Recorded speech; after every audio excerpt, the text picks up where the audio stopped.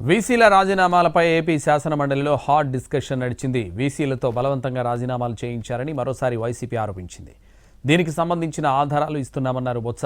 అయితే వీసీలు ఎక్కడా ఎవరో బెదిరిస్తేనో బలవంతం చేస్తేనో రాజీనామా చేసినట్లు ఎక్కడా చెప్పలేదన్నారు మంత్రి లోకేష్.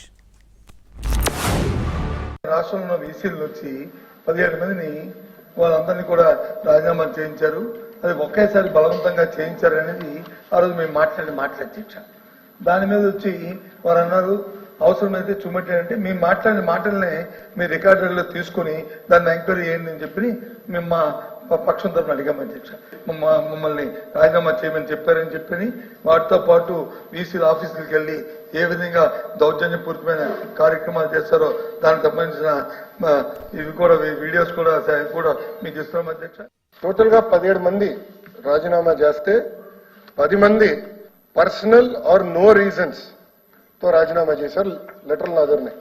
2 ప్రభుత్వానికి ఫ్రీ హ్యాండ్ ఇవ్వాలని రాజీనామా చేసినట్టు ఇచ్చారు.